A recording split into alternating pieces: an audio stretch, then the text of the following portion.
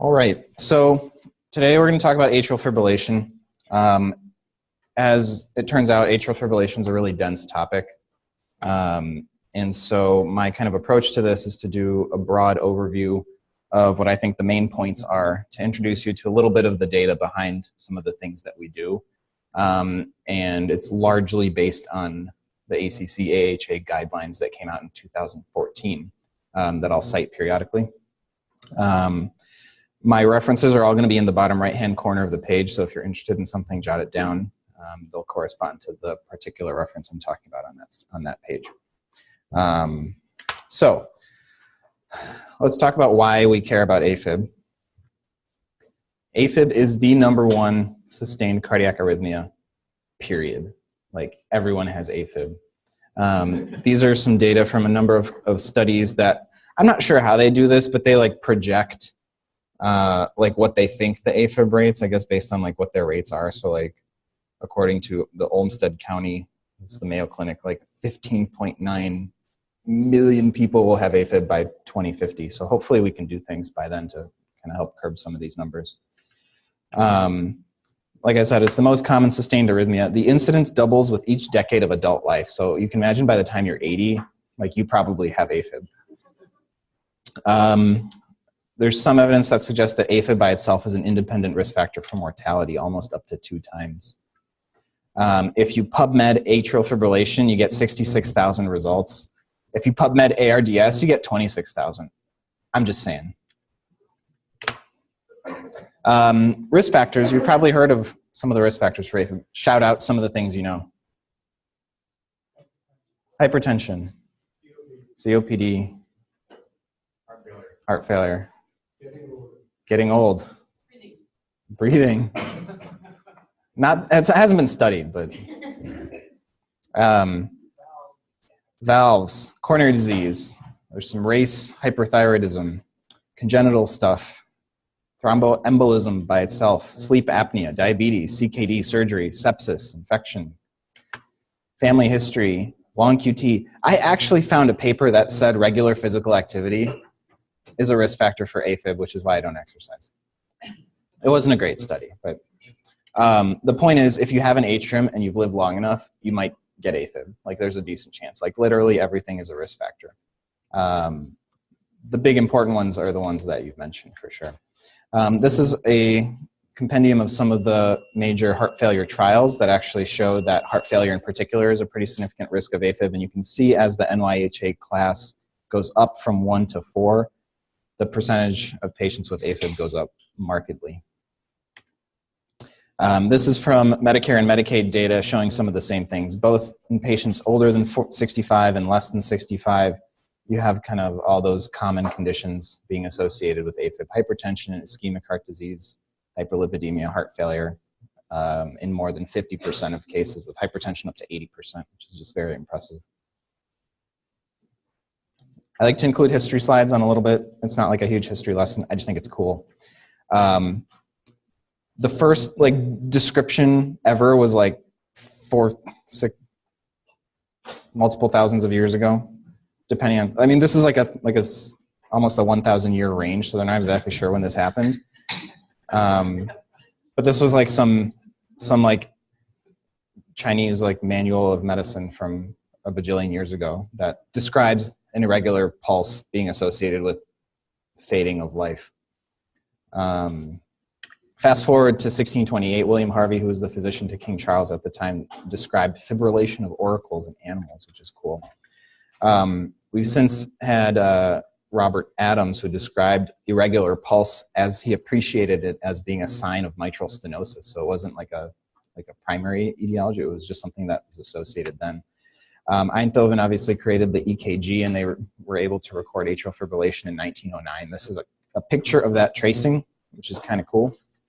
We called it pulsus inequalis et irregularis. 1935, they discovered digitalis would markedly reduce the ventricular rate.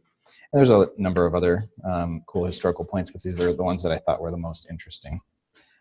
Let's define a couple key terms, because people use a lot of words in terms of atrial fibrillation to mean a lot of different things.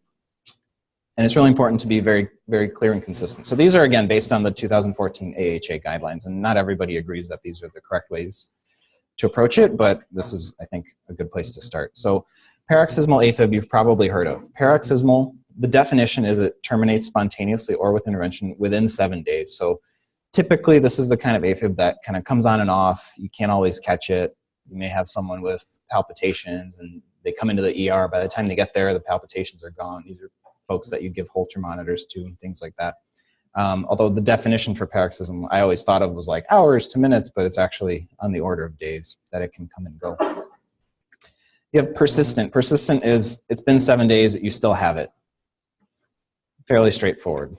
Long-standing persistent, a lot of people don't feel that this is relevant between persistent and long-standing persistent. The point is this definition in particular is of greater than 12-month duration.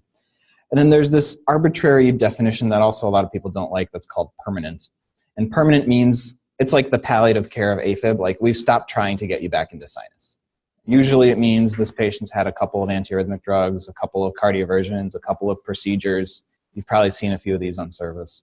But there's no like definition like you've had to have had X procedures or X medicines. It's just a physician-clinician agreed upon point, which again is not useful in terms of like research or defining these patients. It just highlights that someone's got really tough to control AFib. The last part is valvular. And people talk about valvular or non-valvular AFib. It has some things to do with what anticoagulation you can use, bridging, and things like that. And so the strict definition of valvular AFib is AFib related to one of three things, either mitral stenosis, mechanical or bioprosthetic heart, not valve, or mitral valve repair. So if you're not one of those three, it's not valvular AFib. So you can have terrible MR, and maybe your terrible MR led to a giant left atrium, and that led to AFib, but that does not qualify as valvular AFib. As a result, these are things that a lot of people do that you probably shouldn't. People write chronic AFib. Chronic AFib doesn't really help because you could have paroxysmal AFib for 10 years. That's chronic, but it's not as helpful. Similarly, people write PAF, which I think usually means paroxysmal, but as you can tell, all of the categorizations start with P, so it can be a little bit ambiguous. So I would recommend trying to avoid those. Your guys are going to like this part. It's going to be a lot of dense information and slides. So AFib, the prevailing theory is that there's a combination of trigger and substrate. So there's something going on in the heart that predisposes an individual for AFib, and then there's some kind of trigger. And these things are things that you could probably anticipate. So a lot of the triggers are some kind of change in autonomic tone, so hyper sympathetic drive. Acute or chronic change in wall tension, this is when you talk about like left atrial distension. This is why acute heart failure exacerbations may predispose to AFib. Atrial ectopic foci, if you have a different kind of SVT, that can flip you into AFib. Sinus tachycardia can flip you into AFib. Surgery is an independent trigger. And the substrates, this is sort of the aspect of current research and current evaluation. This is sort of a theory that has come out of the woodwork fairly recently. But the principle that there's certain things, certain chemical substrates or structural substrates that predispose you. So oxidative stress, inflammation, sort of things that happen throughout the body that lead to badness, fibrosis, epicardial fat. There's structural and electrical remodeling over time, so persistent or chronic AFib, including paroxysmal, can lead to electrical remodeling and structural remodeling, with the theory that AFib begets AFib. And the renin-angiotensin-aldosterone system that we know, if you put people on ACE or ARB medications, they're less likely to get AFib. This is a super awesome, complicated diagram from UpToDate showing kind of all the interactions between the trigger and the substrate part. There's an electrical component, a structural component, a hemodynamic component. I'll highlight sort of a few things that I mentioned. So this ectopy, this kind of electrical trigger, the rapid irregular rate leads to LV dysfunction, which leads to more atrial stretch, which leads to reentrant circuits, which leads to kind of more involvement of different aspects of this chart. Again, AFib begets AFib. You can see there's a lot of different diseases on this including aging. I guess that's not a disease, but aging, myocarditis, rheumatic heart disease, valvular disease, hypertension, etc. Fibrosis. This is another diagram talking about some of the classic mechanisms in terms of the electrical part of it. So at first it was thought that there's just some focus that's causing all of this, or maybe it's just a single reentrant circuit, or maybe it's multiple reentrant circuits. We'll talk a little bit about pulmonary vein isolation, thinking that these circuits are coming from the pulmonary veins that you can see demonstrated here. But because of the challenge of controlling atrial fibrillation despite ablation and things like that, it's led to some new concepts of these like rotor concept, these like stable or unstable related to fibrosis, electrical circuits, electrical pathways. There's also like an epicardial endocardial dissociation pathway circuit. Because maze is so successful, there's some concept that the epicardial part may have more of a role than the endocardial part. But suffice it to say, we don't really know all the details at this point. You've probably seen an EKG with AFib before. What are the things you guys look for on EKG to determine AFib?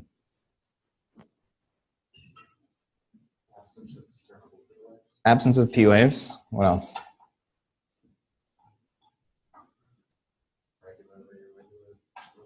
Yeah, so irregular RR intervals, no distinct repeating P waves, and the third one is irregular atrial activity. I thought that criteria 2 and 3 were kind of similar, but those are actually just the 3 criteria that you need to diagnose AFib. You can have AFib with a rapid response. Very common. You have a lot of conduction through the AV node, typically in younger folks with healthy conduction systems. You can also have AFib with a slow ventricular response, especially if you get older folks with conduction disease. Their AV node being bombarded at 300 beats a minute can't become, it stays refractory, so it can't conduct quite that fast. So why do we care? I mean, let AFib be AFib. Let's go on and treat ARDS. You've probably seen this diagram. Do you guys remember what this is called? Wigger's diagram. Cool. And we're going to focus on this part. This is the part with the atrial contraction. And you've probably heard of this before. There's this atrial kick. So most of the ventricular filling happens passively, just from the pressure gradient. But there's this little atrial kick at the end, which is the whole point of the P wave. And I've heard different numbers. I really tried to figure out what percent of the cardiac output the atrial kick is. And there's no consensus. There's no great study to prove it. So I'm going to say about 20%. That seems to be where people quote it. But there's definitely an agreement that if you have some kind of underlying heart disease, if you have some sort of underlying heart failure, structural disease, valve disease, or if you have something that causes a decreased diastole, a decreased LV diastolic filling time, then that atrial kick is probably more important than just that 20%. And so you can imagine if you're an RVR, if you have a high heart rate, your LV doesn't have enough time to passively fill, and really that atrial kick makes a lot of difference. And that's why we see a lot of times atrial fibrillation throw people with underlying bad heart failure into exacerbations. Okay, this is the interactive portion.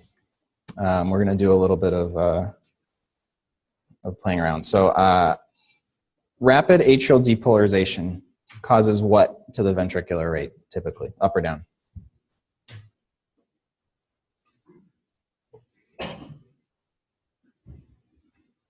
It's not a trick question. Up. What does that do to the ventricular diastolic filling time? Down. What does rapid atrial depolarization do to the atrial kick?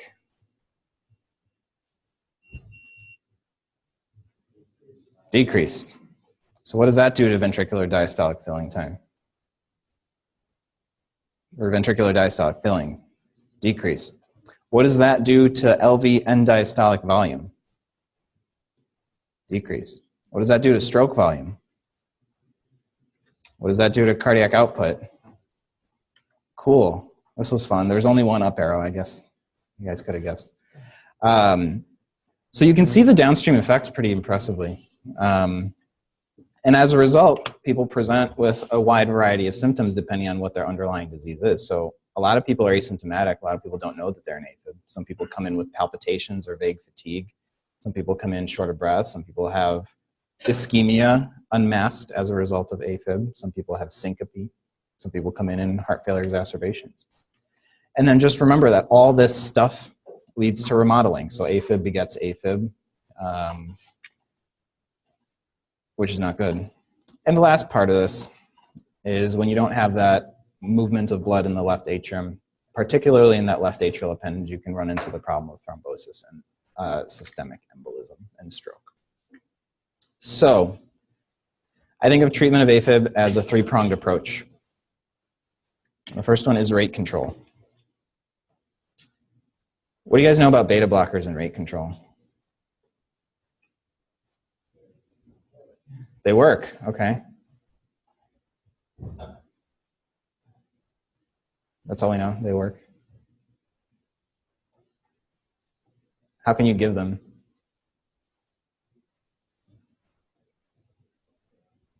Orally or IV? Okay. We have a lot of choices. We mostly use metoprolol. Every now and then you see esmolol because you can give it as a drip. You'll see that in the OR periodically.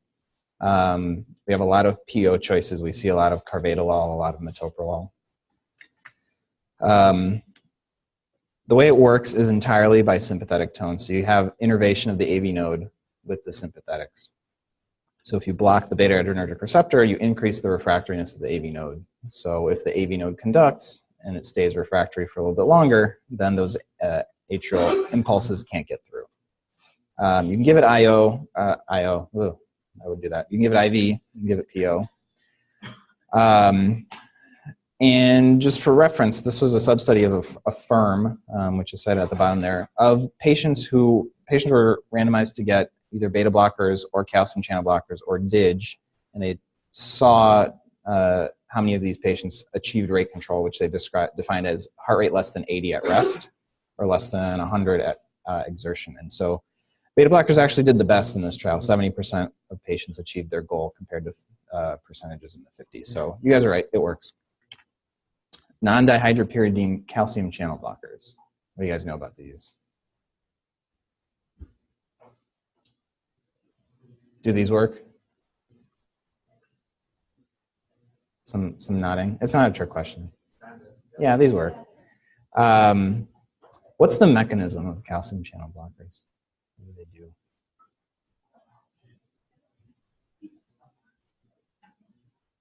It's kind of in the title, right?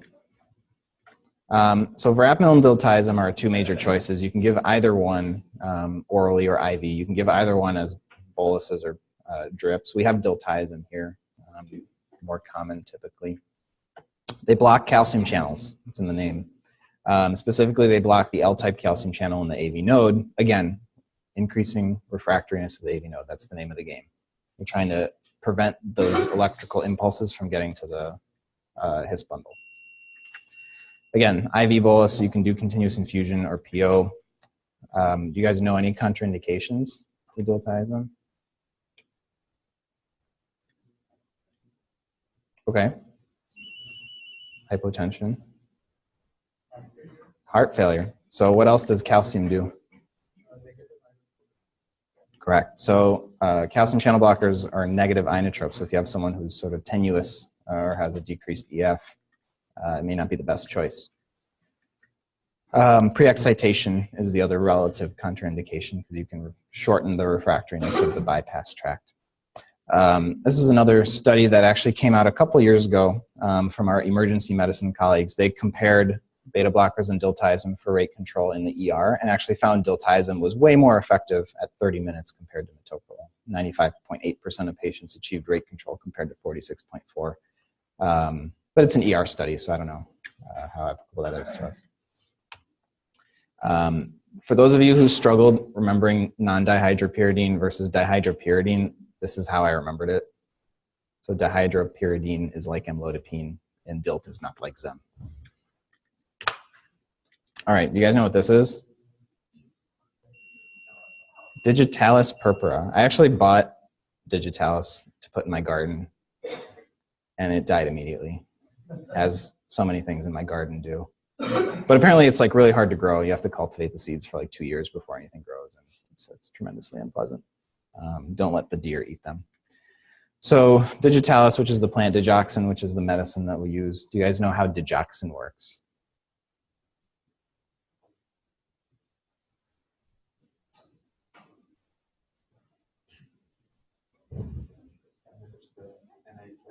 Yeah, so it's a sodium potassium ATPase inhibitor. Here's a picture of that. So remember, you have your action potentials driven by sodium, repolarization by potassium. The sodium potassium ATPase resets the system. So if you block that, you still have to get the sodium out. And the way the cells get the sodium out is with the sodium calcium exchanger. So sodium gets pumped out, calcium gets pumped in. You get cool calcium inotropic properties, which is awesome. How does it block the AV node? I don't really know. I just kind of know that it does. So some people postulate that it's a vagal tone issue, but pretty much everywhere I looked through, mechanism not fully understood was what I would see when I closed my eyes at night. All right. You can give dig IV. There's something called a total digitizing dose. There's a couple strategies. You can give the kind of half of that dose in the first 5 minutes and the remaining half in quarter increments over the next every Q4 to Q8 hours. You can do kind of empiric dosing with 0.25 milligrams up to 1.5 over 24 hours. But remember your pharmacokinetics. So dig is awesome for AV nodal blockade, but it's not going to work super fast. So even if you give it IV, it only starts working within an hour or so, and the peak action is about 6 hours. So may not be good for tenuous or unstable patients. The nice thing about dig is it won't drop your pressures like DILT and metoprolol will. Oral maintenance is good, but I think, again, the theory that it's a vagal tone issue, it's good at maintaining resting heart rates, but it's not very good at exercise. So somehow the sympathetic drive of exercise overcomes digoxin. And so patients will have good resting heart rates, but not so good when they exercise. So this may be combined with other rate control strategies. The other thing is you can use this in CHF. Obviously, there's a lot of controversy about whether or not you should use dig in heart failure, but unlike DILT, it is not contraindicated. A lot of toxicities, a lot of ventricular arrhythmias. They can cause AV block if you overdo it. A lot of gastrointestinal side effects, and my personal favorite, the Van Gogh yellow vision, if you let it go too long. People ask what the therapeutic concentration is. Every place it's a little bit different. I think the key point to remember is you draw a level about 6 hours after you take it, and if it's higher than 2, you should be worried about toxicity. If you have toxicity, treat the electrolytes. You can dialyze, you can give digibind, but that's about it. Some post hoc data from the AFFIRM trial, which I mentioned previously. One study said it increased mortality, the other one said it didn't increase mortality, so jury's still out on that one. But it's another tool in your arsenal.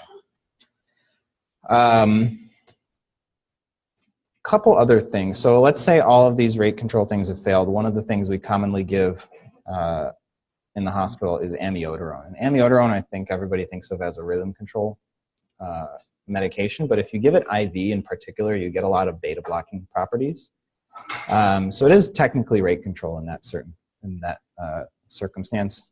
A couple papers that suggested it's actually not as good as calcium channel blockers at the rate control aspect of it.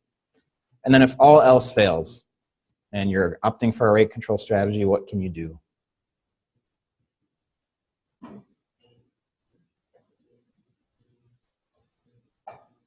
It's a procedure. So cardioversion is a rhythm control strategy. We'll get there. Ablate the AV node and throw in a pacemaker. So AV nodal ablation plus pacemaker, this is the last ditch effort. It's irreversible. So you have to be pretty sure that you want it. Run all the risks of the pacemaker. And just remember, I think people run into the problem of, oh, well, we've solved the AFib, so we can clap our hands and walk away, but don't forget, you still need anticoagulation. You haven't fixed the loss of atrial kick problem. Any questions about rate control? What's the goal heart rate? Like I said, AFFIRM, less than 80, less than 100. RACE 2 is another trial that compared lenient or strict blood pressure controls with no change in outcomes, even though they didn't look at heart failure patients. So probably less than 100 is okay. And that's the data we have on that. This is a copy from the guidelines on the particular recommendations. So I'll highlight a few of them. So beta blocker, calcium channel blocker are okay. Heart rate less than 80 is probably reasonable. You can use IV amnio for rate control. And AV nodal ablation is kind of the last ditch effort. You should not do AV nodal ablation if you haven't tried other things. And you should not use calcium channel blockers in decompensated heart failure. So the second tier, or the second part of this AFib strategy is rhythm control. We have a number of antiarrhythmic drugs that we can use.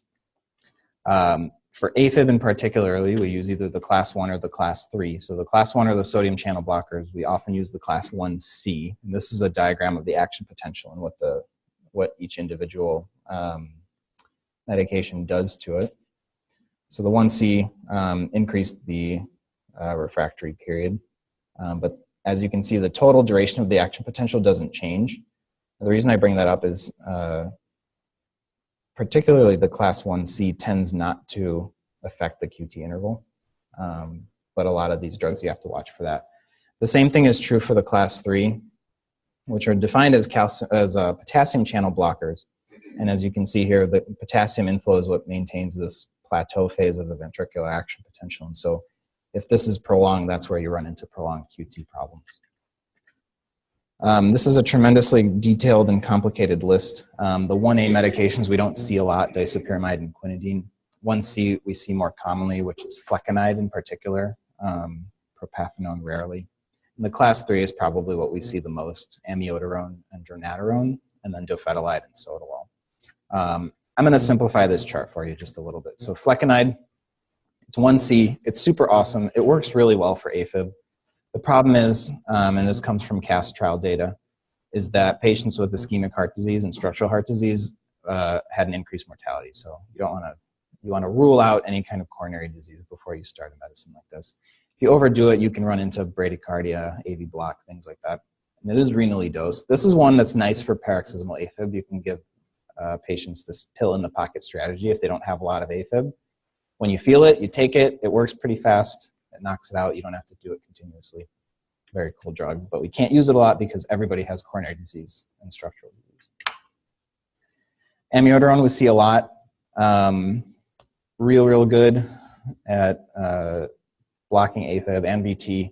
Downside is it's lipophilic. It's very slow on, very slow off. It does prolong the QT, like I mentioned. There's a lot of toxicity. As you guys know, lung, liver, thyroid are the things you have to watch for, and it literally interacts with like every medicine under the sun because of the cytochrome P450 effects. I mentioned a little bit about there's a difference between PO and IV. So PO actually has more of the like sodium, potassium, calcium, and beta blocker effects, while the IV tends to be more beta blocker only, less sodium channel stuff, and it does increase the AV node refractoriness as a result of that. Dronedarone is like amio light. It's not as good, but it's not quite as toxic. It does prolong the QT. You can't use it in patients with heart failure with an EF less than 35%, again, because of a mortality issue. Typically, this is a medicine that you give someone dronedarone and then you cardiovert them in a month. It's like by itself, it doesn't do so well, but paired with cardioversion, it tends to do okay. Dofetilide or Ticasin we see fairly often. You may be at the VA checking EKGs on patients who are still getting this. QT is the major problem. It's got a lot of potassium channel blocking effects. It increases the duration of the ventricular action potential. And so you literally have to keep these patients inpatient while they're loaded to make sure the QTC doesn't jump off the charts. You can send these people into ventricular arrhythmias. So it's tough, it's dangerous, you get annoyed when they're on your service. But on the plus side, it works real well for AFib, and you can use it in heart failure and these structural heart diseases. So that's where it's a nice thing. The downside is if like a patient misses 2 doses, they have to come back in and be reloaded. So it can be very frustrating. Cardioversion, someone brought up at one point. Cardioversion is nice. It's literally just a shock to reset the system. A couple rules to remember with cardioversion. If you've had AFib, and it applies for Flutter 2 for more than 48 hours, you must have at least 3 weeks of anticoagulation. If you don't have that, you have to get a TE to rule out a clot. There's a theoretical, if you have a clot in your left atrial appendage, you shock someone into sinus, your atrial will kick that into your ventricles, and your ventricles will kick that into someplace that it shouldn't be. So remember the anticoagulation part. If it's less than 48 hours, it may be reasonable to do it without anticoagulation. This is sort of the general practice. It turns out there's not a ton of data on it. It's just the philosophy that it takes more than 2 days for a clot to form. After you get cardioverted, you also need anticoagulation for at least 1 month because of this principle of stunned myocardium and the increased risk of thrombosis at that point. So just some important things to remember. I briefly mentioned this with dronedarone, but if the cardioversion doesn't work, so you shock them and they go back into sinus, but then they flip, within 10 minutes, or they flip back in within a week. A lot of times cardioversion works better if you have an antiarrhythmic on board. The last bit is procedural stuff. So if you want to publish in cardiology, you have to have really cool titles for your trial. So this trial came out in 2016 called Fire and Ice. Fire for radiofrequency ablation, because it's hot, I guess. And ice for cryoablation, which is cold. And I don't want to go into a ton of detail, except to say that you stick your catheters around the pulmonary veins. You're trying to isolate that circuit and trying to get rid of it.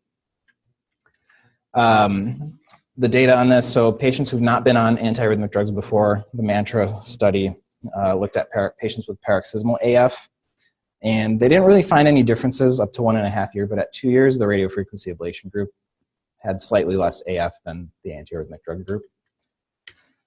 The RAAF2 trial did the same thing, randomized paroxysmal AF to radiofrequency ablation or drugs. Their outcome was a little weird.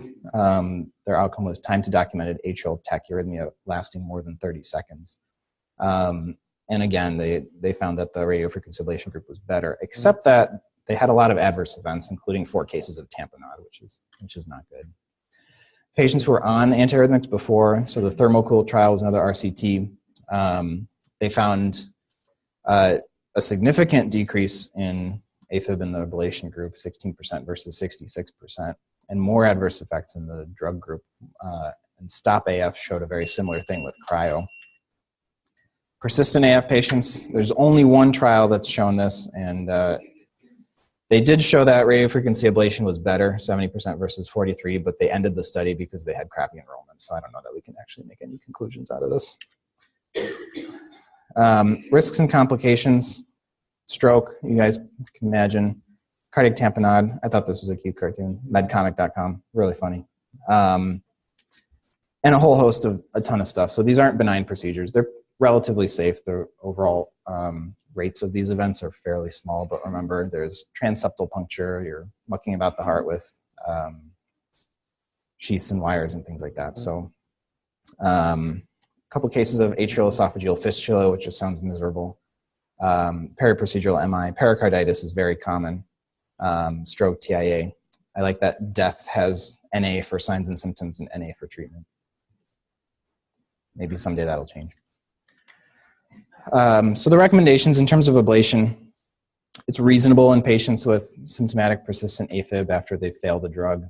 It's reasonable as the initial strategy in symptomatic paroxysmal AFib. It definitely should not be done in patients who can't get anticoagulated. So kind of like cardioversion, patients need anticoagulation after an ablation procedure. Should not be done with the goal of restoring sinus rhythm. So I think there's a thought that like, oh, you get someone back into sinus rhythm with an ablation, you can stop their Coumadin, they can go home. But as it turns out, a lot of these patients will have a recurrence of AFib, and then you run into the problems of untreated stroke. Very briefly on rate versus rhythm, because everyone talks about it. It's a little bit dependent on where you are. The 2 major trials that looked at this were AFFIRM and RACE. I mentioned AFFIRM a little bit before, but in a little bit more detail. These were 4,000 patients with recurrent AFib, randomized to either rate control or rhythm control, and their goal heart rates, as I mentioned before. At 5 years, the rate control group, 35% were in sinus rhythm, more than 80% had heart rates at goal. 5% ended up getting an AV nodal ablation. where the rhythm group, 63% were in sinus rhythm, mostly from amio and sotalol. There's no difference in all-cause mortality, although they cite that there was a trend towards rate control. No difference in their endpoints, no difference in quality of life. Hospitalization was slightly lower in the rate control group. RACE study, smaller, 500 patients with persistent AFib or flutter for less than a year. They've had cardioversion, also randomized to rate control or rhythm control. Their goal rate was less than 100 and lack of symptoms.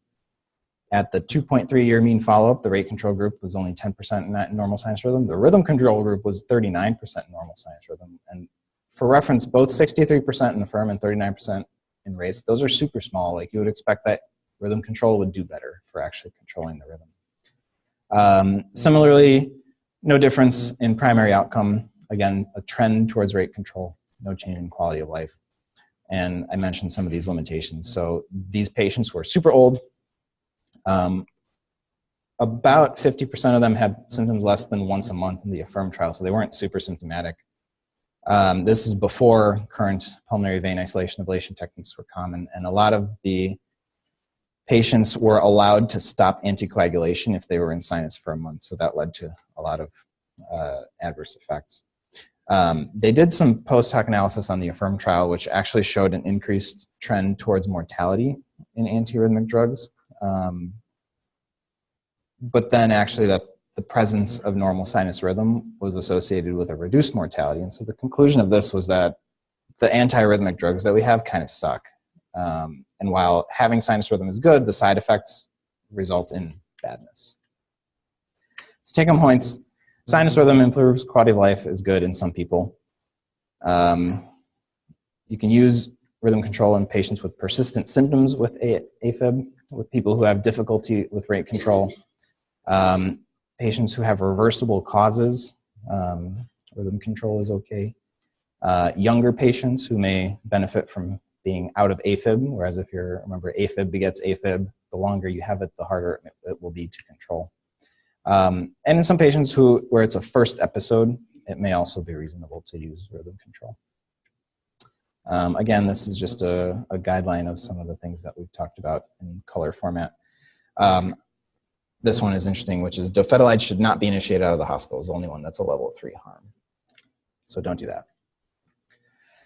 Number 3, anticoagulation. So stroke risk. You guys know the CHADS-2 and the CHADS-VASc scores. I have them on the right here.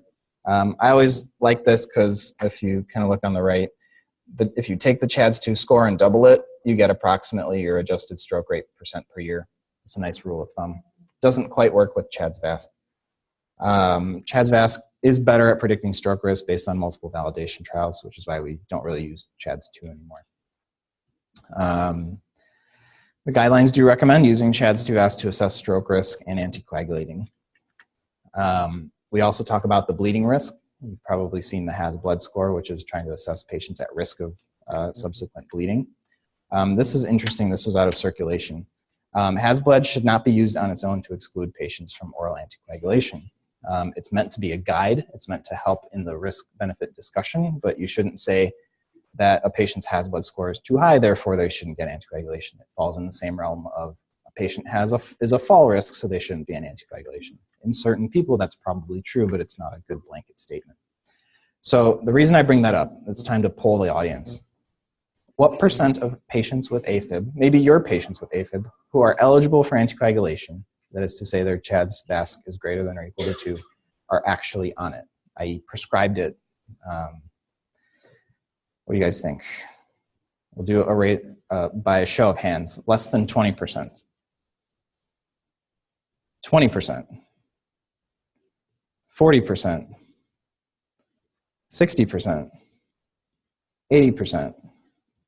More than 80. There's kind of a 50-50 split between 40 and 60, which is awesome. So this comes out of this trial from the American Journal of Medicine in 2010. And the light blue is high-risk patients, so patients with high CHADS-VASc scores who are untreated. And you can see the average actually probably falls right around where you were, which is between 40 and 60%. So we are super under-treating anticoagulation in atrial fibrillation. So how can we do it? We have a lot of choices. How many of you guys use antiplatelet drugs for anticoagulation in AFib? Just Mark.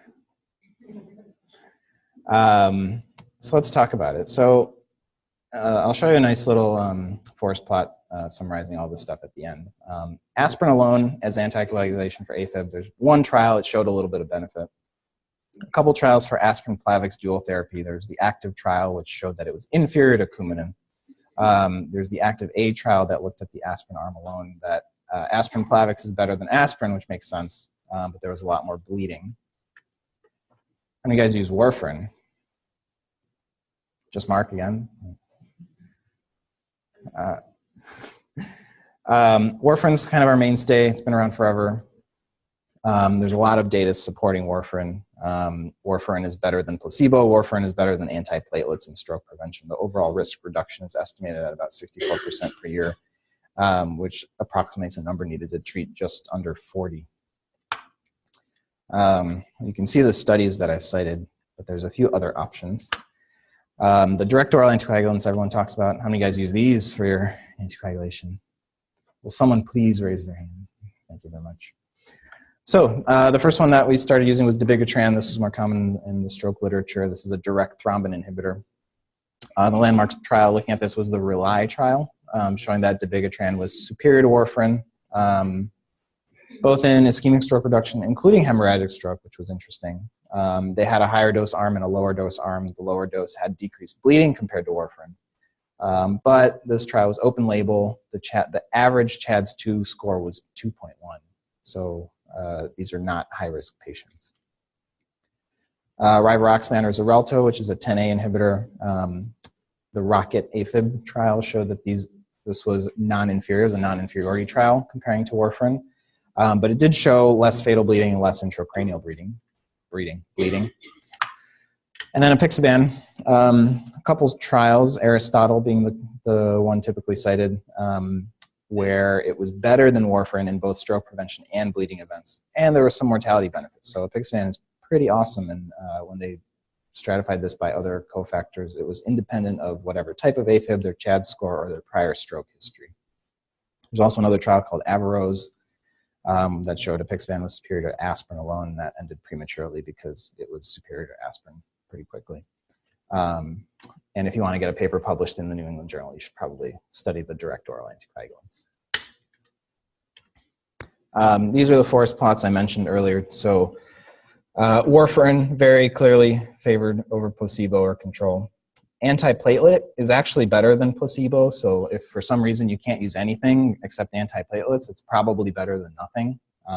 But these days we have things that we can use. And if you compare warfarin to antiplatelet, again, there's a marked favor towards warfarin. There's some other stuff that's going on. Do you guys know what this is? It's in the diagram. So this is the Watchman technique. So there's a few techniques now that are looking at isolation of the left atrial appendage. So it kind of looks like a bird, but actually this is the left atrium. You have the left atrial appendage. This is where clot forms. And so the Watchman is kind of this umbrella thing. It inflates and sits there, and then this left atrial appendage fibroses around it. And so then stuff can form, but it will never go anywhere, and it kind of closes off and becomes useless. And so this is one of the techniques. The Amplatzer is a similar thing. Kind of you open this umbrella thing, and the left atrial appendage fibroses. The Lariat, which we do here, which is, lariat means lasso. I didn't know that, but it's literally a lasso. So you go in with a transeptal puncture, and this thing has a magnet on the end. This other catheter goes pericardially, and they meet at the left atrial appendage. You swing this lariat lasso thing, you suture it off, and then it just sort of like atrophies and dies. And again, you don't have any blood clot forming. And these are currently being studied. We're one of the centers that's doing some research studying this as well, with the point being that potentially patients with high risks of bleeding can get these procedures done and then don't have to be on long-term anticoagulation. Generally, you still need some short-term anticoagulation to do the procedures themselves because of the thrombosis risk with those like umbrella, Watchman, and Amplatzer devices. So it's not It's not like you get it done and you're done, but it is a new and evolving option. How do you decide what you do for anticoagulation? So some of it's patient preference, some of it is underlying disease. So mechanical valves, mitral stenosis were excluded from all the DOAC trials. CKD, you run into the problem with some of the direct inhibitors. You can use them if your creatinine clearance is reasonable, but certainly not in dialysis patients. Monitoring adherence, things like that are very important with Coumadin, and obviously bleeding risk if that leads you into the direction of left atrial appendage ligation. I guess nobody's walking in, but there was a chance that that would happen and be pretty awesome. So AFib's really common. There's a couple different types. Paroxysmal persistent are probably the most important to differentiate from. Permanent is sort of this arbitrary definition. Remember to focus on the three main approaches, so rate control, rhythm control, and anticoagulation. Pretty much everyone needs to have each of those addressed when you deal with AFib.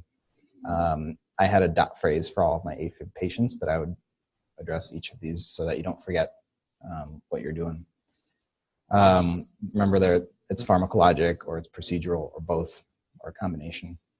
And it really depends on what kind of AFib, what kind of symptoms, what kind of patient you're dealing with, what kind of problems they have, and how they feel about it.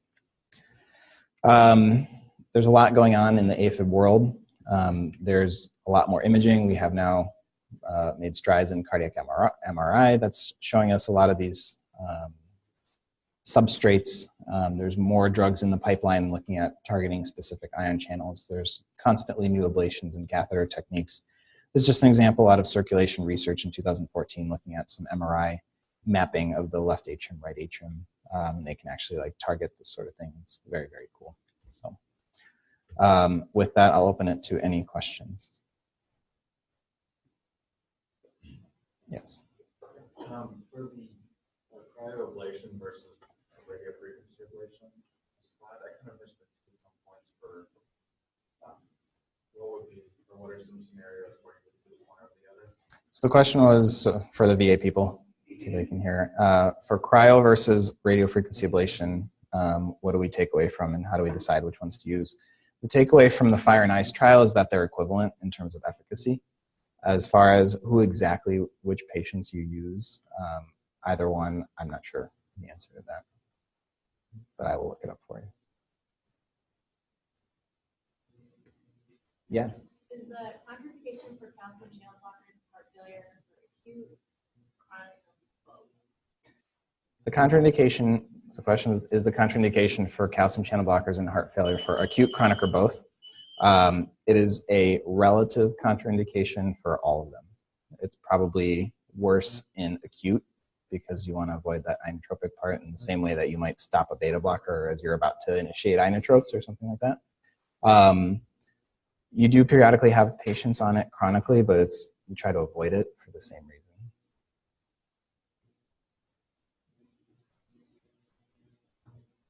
All right, thank you guys.